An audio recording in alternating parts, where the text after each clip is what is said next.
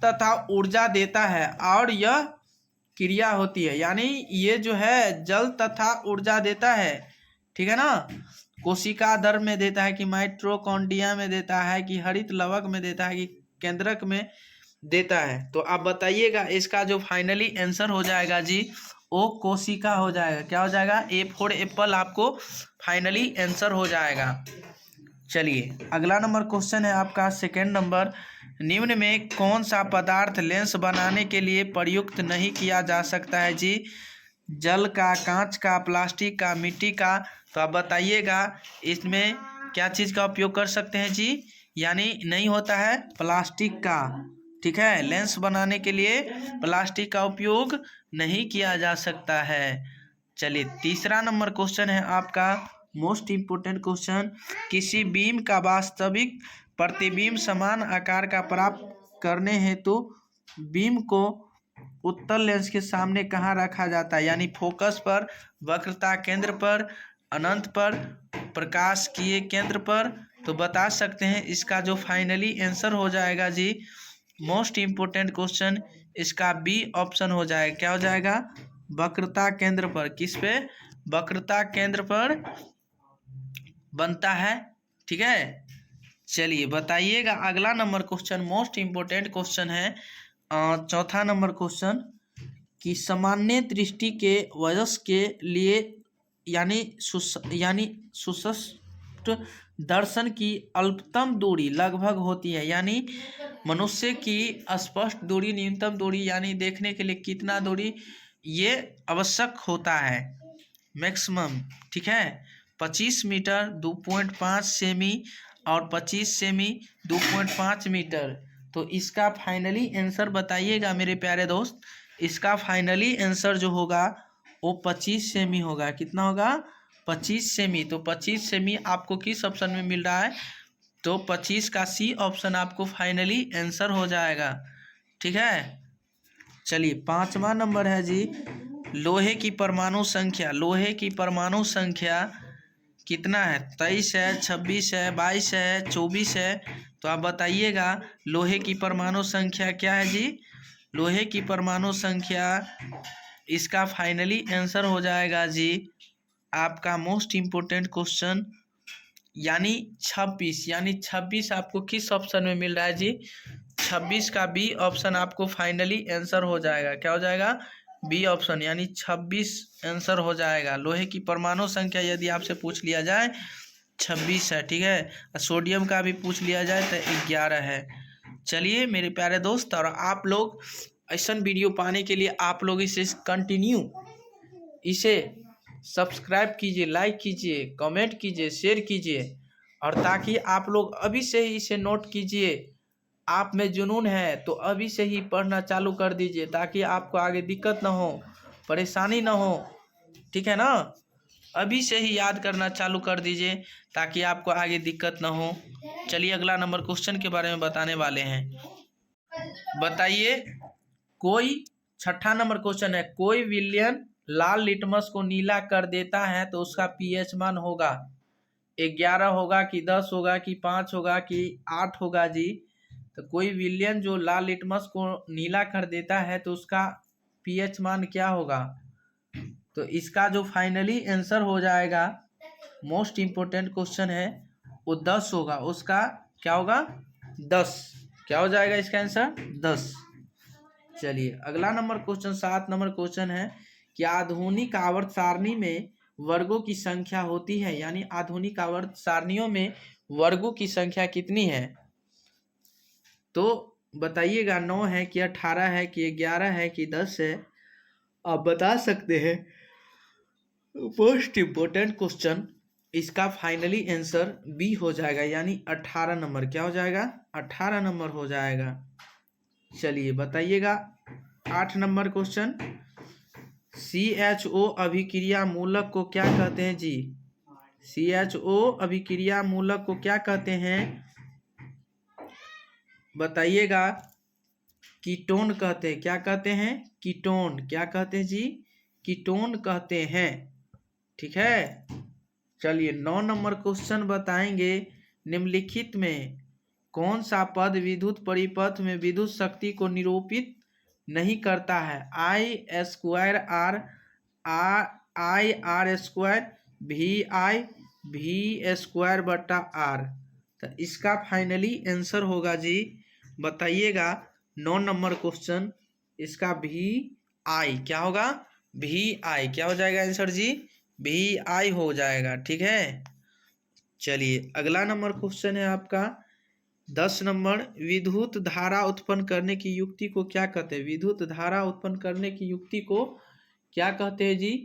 विद्युत धारा उत्पन्न करने की युक्ति को कहते हैं जनित्र कहते हैं कि गैल्वेनोमीटर कहते हैं कि एमीटर कहते हैं कि मोटर कहते हैं। तो इसका फाइनली आंसर हो जाएगा जी एमीटर। क्या कहते हैं? एमीटर। क्या कहते हैं जी? एमीटर कहते हैं। ठीक है,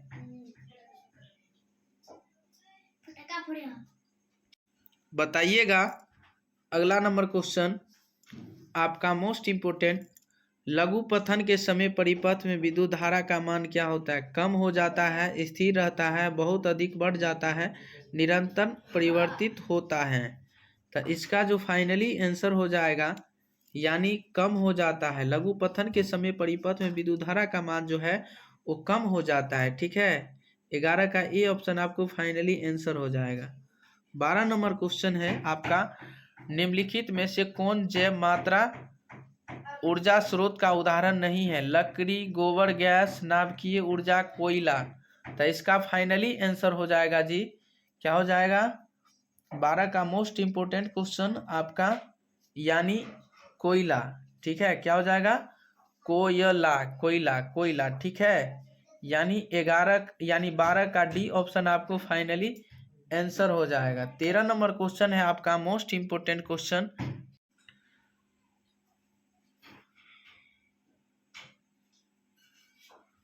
13 नंबर क्वेश्चन पे ध्यान दीजिएगा आप लोग कि कोई तत्व ऑक्सीजन के साथ अभिक्रिया कर उच्च गलनांक वाला यौगिक निर्मित करती है, तो यह यौगिक जल में विलेय है। तो यह तत्व हो सकता है कौन सा? सी ए हो सकता है कि सी हो सकता है कि सिलिकॉन हो सकता है कि लोहा हो सकता है कि कार्बन हो सकता है कि कैल्शियम हो सकता है। तो इसका फाइनली आंसर हो जाएगा जी, मोस्ट इम्पोर्टेंट क्वेश्चन, इसका फाइनली आंसर हो जाएगा यानी कार्बन। क्या हो जाएगा? कार्बन हो जाएगा। ठीक है, आपको यानी बी ऑप्शन आपको फाइनली आंसर हो जाएगा, C4 कार्बन। ठीक है, चलिए चौथा यानी 14 नंबर क्वेश्चन है आपका, एथेन का आणविक सूत्र C2H6 है। तो इसमें यानी 6 सहसंयोजक बंधन, 7 सहसंयोजक बंधन, 8 सहसंयोजक बंधन, 9 सहसंयोजक बंधन। तो इसका फाइनली आंसर हो जाएगा जी 14 नंबर का मोस्ट इम्पोर्टेंट क्वेश्चन ए। ठीक है, इसका फाइनली आंसर हो जाएगा 6। ठीक है, 6 सहसंयोजक बंधन हो जाएगा, यानी 14 का ए ऑप्शन आपको फाइनली आंसर हो जाएगा। चलिए अगला नंबर क्वेश्चन पे ध्यान दीजिएगा आप लोग, मोस्ट इम्पोर्टेंट क्वेश्चन बताइएगा। आपका क्वेश्चन है 15 नंबर, ओजोन के अणु में ऑक्सीजन के परमाणुओं की संख्या होती है? 1 होते हैं कि 2 होते हैं कि 3 होते हैं कि 4 होते हैं जी? तो बताइएगा, इसका फाइनली आंसर हो जाएगा ओजोन के अणु में ऑक्सीजन की परमाणु संख्या होती है वो कितने होते हैं? यानी 1 होते हैं। कितने? एक आपको किस ऑप्शन में नजर आ रहा है? यानी एक ए, यानी ए ऑप्शन में। ए ऑप्शन आपको फाइनली आंसर हो जाएगा। चलिए 16 नंबर क्वेश्चन, मनुष्य में वृक्क यानी वृक्क एवं तंत्र का भाग है जो संबंधित है किस चीज से? पोषण से, शोषण से, उत्सर्जन से, परिवहन से। तो इसका फाइनली आंसर हो जाएगा मोस्ट इम्पोर्टेंट क्वेश्चन, पोषण से। किस चीज से? पोषण से। ठीक है, चलिए 12 नंबर क्वेश्चन यानी इसका 17 नंबर क्वेश्चन आपको, दो तंत्रिका कोशिका के मध्य खाली स्थान को क्या कहते हैं जी? यानी सिनेप्स कहते हैं। क्या कहते हैं? सिनेप्स कहते हैं। क्या कहते हैं जी? सिनेप्स। सिनेप्स आपको किस ऑप्शन में मिल रहा है? बी ऑप्शन में। ठीक है, 7वां का बी ऑप्शन आपको फाइनली आंसर हो जाए। पराग कोश में होते हैं कहाँ होते हैं? पराग कोश में होते हैं। क्या चीज में होते हैं जी, बताइएगा। 18 number question, most important question है। यानी अंडप में। कहाँ हो जाएगा जी? अंडप में हो जाएगा आपको। यानी 18 का सी ऑप्शन आपको फाइनली आंसर हो जाएगा। चलिए 19 नंबर क्वेश्चन, विकासीय दृष्टिकोण से हमारी किससे अधिक समानता है? तो बताइएगा। 19 number question most important question है जी।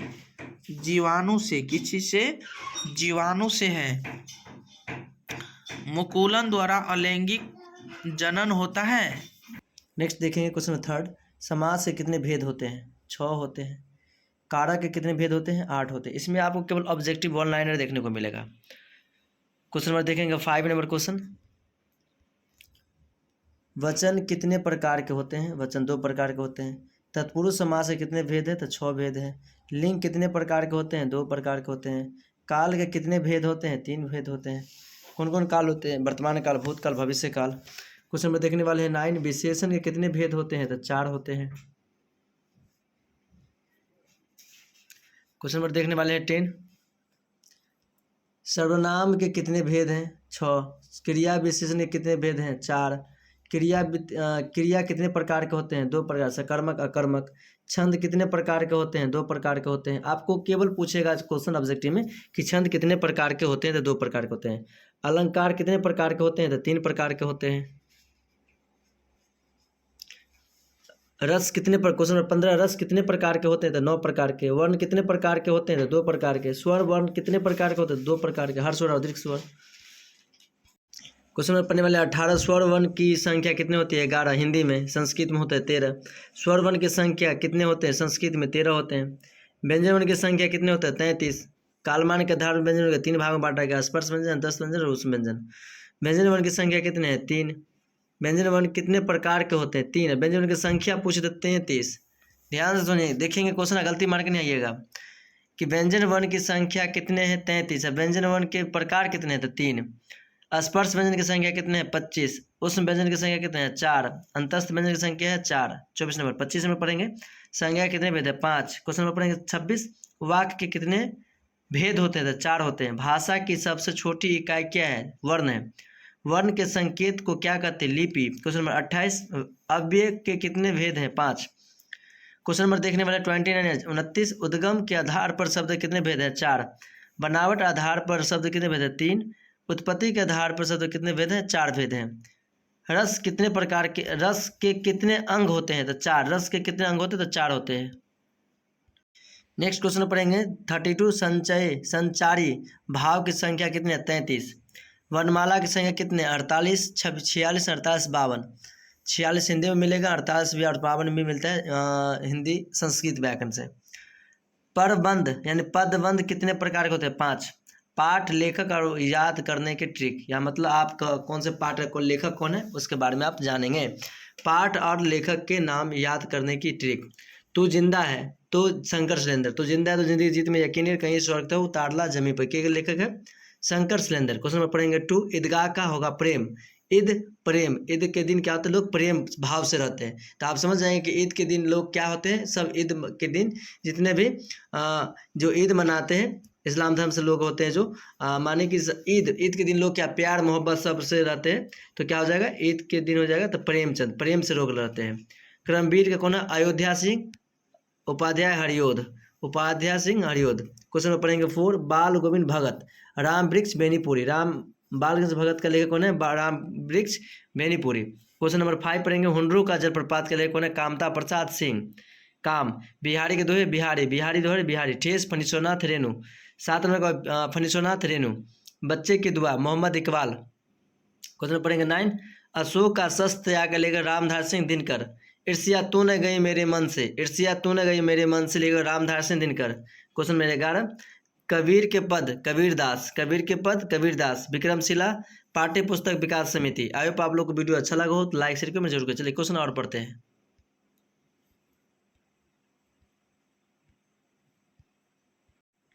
क्वेश्चन पढ़ेंगे 13, दीदी की डायरी, पाठ्य पुस्तक विकास समिति। पीपल, गोपाल सिंह नेपाली। पीपल पर कौन चढ़ता था? नेपाली चढ़ता था। दीनबंधु निराला के लेखक कौन? आचार्य से पूजन सहाय। खेमा पाठ्य पुस्तक विकास समिति। खुशबू रस्ते हाथ अरुण कमल। हौसले की उड़ान पाठ्य पुस्तक विकास समिति। जननायक कर्पूरी ठाकुर पाठ्य पुस्तक विकास समिति। झांसी की रानी सुभद्रा कुमारी चौहान। झांसी की रानी के लेखक कौन? सुभद्रा कुमारी चौहान। चिकित्सा का चक्कर बेडब बनारसी। सुदामा चरित्र के लेखक नरोत्तम दास। राव भट्ट के हिरन के बच्चे वियतनाम। अगर वीडियो आप लोग को अच्छा लगा हो तो है वो कैसा तत्व है जी? अक्रिय है कि क्रियाशील है कि सक्रिय है कि उदासीन है जी? तो बताइएगा। हीलियम जो है वो कैसा तत्व है? अक्रिय तत्व है। क्या है? अक्रिय तत्व है। एक का ए ऑप्शन आपको फाइनली आंसर हो जाएगा। दूसरा नंबर है जल में हाइड्रोजन तथा ऑक्सीजन की परमाणु संख्याओं का अनुपात, यानी जल में हाइड्रोजन और ऑक्सीजन की परमाणु संख्या का अनुपात है 2:1, 2:1, 3:1, 2:2। तो बताइएगा इसका जो फाइनली आंसर हो जाएगा वो जो हो जाएगा यानी 2 का ए ऑप्शन, यानी 2:1 हो जाएगा। क्या हो जाएगा? 2:1। अभी से ही रट लीजिए ताकि आपको आगे दिक्कत ना हो, परेशानी ना हो। चलिए बताते हैं तीसरा नंबर। आवर्त सारणी में कितने आवर्त होते हैं जी? आवर्त सारणी में कितने आवर्त होते हैं? 7 होते हैं कि 9 होते हैं कि 8 होते हैं कि 12 होते हैं? तो बता सकते हैं कि आवर्त सारणी में कितने ये आवर्त होते हैं? कमेंट करके आप लोग ज़रूर बता सकते हैं। तो इसका जो फाइनली आंसर हो जाएगा वो 7 होगा। क्या होगा? 7 होगा। ठीक है, यानी 3 का ये ऑप्शन आपको फाइनली आंसर हो जाएगा। चलिए चौथा नंबर। सिलिका का क्या, यानी सिलिका क्या है? यानी सिलिका क्या है जी? धातु है कि अधातु है कि उपधातु है? इनमें से कोई नहीं। तो आप बता सकते हैं सिलिका जो है वो क्या है जी? उपधातु है। क्या है? उपधातु। यानी आपको 4 का सी ऑप्शन आपको फाइनली आंसर हो जाएगा। ठीक है, तो मेरे प्यारे दोस्त ऐसा वीडियो पाने के लिए हमारे साथ कंटिन्यू जुड़े रहें और साथ ही साथ इसे सब्सक्राइब कीजिए, लाइक कीजिए, कमेंट कीजिए, शेयर कीजिए। ठीक है, चलिए अगला नंबर क्वेश्चन पे ध्यान दीजिएगा। चलिए आपका अगला नंबर क्वेश्चन है कि OH का क्रियाशील मूलक कौन है? कीटोन है, एल्डिहाइड है, अल्कोहल है? इनमें से कोई नहीं। तो बताइएगा 5 का जो फाइनली आंसर हो जाएगा एल्डिहाइड। क्या हो जाएगा? एल्डिहाइड हो जाएगा। 5 का बी ऑप्शन आपको फाइनली आंसर हो जाएगा। चलिए 6 नंबर क्वेश्चन। प्रकृति में ऑक्सीजन का संतुलन कैसे बना रहता है? यानी प्रकृति में ऑक्सीजन का संतुलन कैसे बना रहता है? संयोजन क्रिया, प्रकाश संश्लेषण, अपघटन? इनमें से कोई नहीं। तो बताइएगा 6 नंबर क्वेश्चन इसका फाइनली आंसर हो जाएगा बी ऑप्शन। क्या हो जाएगा जी? प्रकाश संश्लेषण। क्या होगा? प्रकाश संश्लेषण हो जाएगा। ठीक है, चलिए अगला नंबर है पौधों में श्वसन क्रिया के अंतर्गत यानी एडीपी के टूटने से कितनी ऊर्जा मुक्त होती है जी? 3.5 kg प्रति मोल, 305 kg प्रति मोल, 3.5 kg प्रति मोल? इनमें से कोई नहीं। तो बताइएगा इसका जो फाइनली आंसर होगा वो जो हो जाएगा कितना? 3.5 kg मोल। क्या होगा? कि 3.5 kg प्रति मोल हो जाएगा आपको, यानी 7 का डी यानी सी ऑप्शन आपको फाइनली आंसर।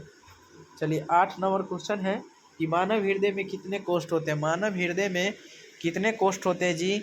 2, 8, 1, 4। तो बता सकते हैं मानव हृदय में जो होते हैं वो कितने होते हैं? 4 होते हैं। कितने कोष्ठ? 4 कोष्ठ होते हैं, यानी आपको 8 का डी ऑप्शन आपको फाइनली आंसर हो जाएगा। चलिए मानव हृदय का औसत प्रकुंचन दाब है लगभग क्या है?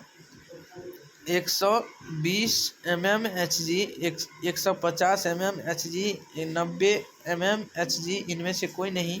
तो इसका जो फाइनली आंसर हो जाएगा 9 का मोस्ट इम्पोर्टेंट क्वेश्चन, 9 का डी आपको फाइनली आंसर हो जाएगा। ठीक है, 9 का आपको क्या हो जाएगा जी? 9 का डी ऑप्शन। इनमें से कोई नहीं। क्या होगा? इनमें से कोई नहीं। चलिए 10वां नंबर क्वेश्चन। पौधों में वाष्पोत्सर्जन किस भाग में होता है? जड़ में, तना में, पत्ता में, फूल में? तो बताइएगा इसका जो फाइनली आंसर हो जाएगा आपको, यानी पत्ता में, किस में होता है जी, पत्ता में, यानी 10 का सी ऑप्शन आपको फाइनली आंसर हो जाएगा। चलिए अगला नंबर क्वेश्चन है आपका, कृत्रिम वृक्क किन अपशिष्ट उत्पादों के रुधिर से अपवहन द्वारा पृथक करता है? नाइट्रोजन से, कार्बन से, ऑक्सीजन से, इनमें से सभी। तो बता सकते हैं इसका फाइनली आंसर, यानी ए क्या हो जाएगा जी, नाइट्रोजन से। किससे? नाइट्रोजन से इसका फाइनली आंसर हो जाएगा। ठीक है, बताइएगा हाइड्रा में प्रजनन किस विधि से होता है? द्विखंडन से, मुकुलन से, लैंगिक जनन से, इनमें से सभी। तो बताइएगा 12 का फाइनली आंसर हो जाएगा आपको, यानी द्विखंडन से। क्या होगा? द्विखंडन से होगा। क्या हो जाएगा जी? द्विखंडन से हो जाएगा, यानी 12 के आपको फाइनली आंसर हो जाएगा, यानी ए ऑप्शन। 13 नंबर क्वेश्चन है आपका कि किसी माध्यम के अपवर्तनांक न्यू का मान होता है साइन आई बटा साइन आर, साइन आई बटा आर, साइन आई गुने sine R, sine I plus sine R. तो इसका जो फाइनली आंसर बताइएगा जी 13 नंबर क्वेश्चन का, बी ऑप्शन। क्या होगा? साइन आई बटा साइन आर। क्या हो जाएगा जी? साइन आई बटा साइन आर आपको फाइनली आंसर हो जाएगा। चलिए 14 नंबर क्वेश्चन के बारे में, दाढ़ी बनाने में कौन दर्पण उपयुक्त है? यानी दाढ़ी बनाने में कौन दर्पण उपयुक्त होता है? समतल दर्पण, उत्तल दर्पण और अवतल दर्पण, इनमें से कोई नहीं। तो दाढ़ी बनाने के लिए किस दर्पण का उपयोग किए जाते हैं? अवतल दर्पण को, यानी 15 का सी ऑप्शन आपको फाइनली आंसर हो जाएगा। 15 का सी ऑप्शन आपको फाइनली आंसर हो जाएगा, अवतल है। ठीक है, चलिए 15 नंबर, स्पेक्ट्रम में किस रंग की किरण का झुकाव अधिक होता है? यानी स्पेक्ट्रम में किस रंग की किरण का झुकाव अधिक होता है? लाल का, हरा का, पीला का, बैंगनी का। तो बताइएगा इसका जो फाइनली आंसर हो जाएगा जी 15 का, यानी ए, यानी लाल का। किसका? लाल का। इसका बैंगनी का झुकाव जो होता है ना, और लाल होता है। ठीक है, चलिए 16 नंबर क्वेश्चन रहा, विद्युत फ्यूज विद्युत धारा किस प्रभाव पर कार्य करता है? बताइएगा जी इसका जो फाइनली आंसर होगा, कि ऊष्मीय होगा, कि चुंबकीय होगा, कि रासायनिक, कि इनमें से कोई नहीं। तो इसका फाइनली आंसर आप बता सकते हैं 16 का फाइनली आंसर, यानी ऊष्मीय ऊर्जा। क्या हो जाएगा जी? ऊष्मीय ऊर्जा होगा। क्या होगा? ऊष्मीय ऊर्जा हो जाएगा। चलिए 17 नंबर क्वेश्चन पे ध्यान दीजिएगा। 17 नंबर, किस कुंडली का प्रतिरोध ज्ञात करने के लिए सूत्र है? यानी R बराबर भी गुने आई, R बराबर आई बटा भी, सी में R बराबर भी बटा आई, R बराबर भी माइनस आई। तो इसका फाइनली आंसर 7 का, ध्यान दीजिएगा 17 का फाइनली आंसर हो जाएगा आपको, यानी R बराबर भी बाई आई। क्या हो जाएगा? R बराबर भी बाई आई फाइनली आंसर हो जाएगा। ठीक है, चलिए डायनेमो से किस प्रकार की धारा प्राप्त होती है? यानी डायनेमो से किस प्रकार का की धारा प्राप्त होती है जी? बताइएगा 18 नंबर क्वेश्चन का आंसर, यानी इसका फाइनली आंसर हो जाएगा जी वो सी हो जाएगा। क्या हो जाएगा? सी, यानी दोनों धाराएं से, यानी प्रतिवर्ती धारा से भी, दृष्टि धारा से भी होगा। इसका 18 का सी ऑप्शन आपको फाइनली आंसर हो जाएगा। ठीक है, 19 का ध्यान दीजिएगा कि डेंगू उत्पन्न करने वाला मच्छर किस तरह के जल में रहता है? साफ जल में, गंदा जल में जी, खारा जल में जी, मृदु जल में जी। तो इसका जो फाइनली आंसर हो जाएगा बी, यानी डेंगू उत्पन्न करने वाला गंदा जल में ही रहता है। किस में? गंदा जल में ही उत्पन्न रहता है। ठीक है, चलिए 20 नंबर, निम्नलिखित में से कौन बायोगैस का ईंधन का स्रोत नहीं है? लकड़ी जी, या गोबर जी, या नाभिकीय जी ऊर्जा, या कोयला जी। तो बताइएगा इसका जो फाइनली हो जाएगा गोबर यानी गोबर गैस क्या हो जाएगा? गोबर गैस। मोस्ट इम्पोर्टेंट क्वेश्चन है मेरे प्यारे दोस्त। तो उम्मीद करते हैं कि आप लोग बहुत अच्छे से समझ गए होंगे। तो चलिए आज की क्लास में इतना ही, ताकि आप लोग इसे सब्सक्राइब कर लीजिए, लाइक कीजिए, कमेंट कर लीजिए, ताकि जब जब लाइव क्लास आऊँ तो आप लोग को भी ज़रूर मिल सकें, और सारे दोस्तों के पास भी शेयर करें, ताकि जितने भी हमारे प्यारे स्टूडेंट हैं भाई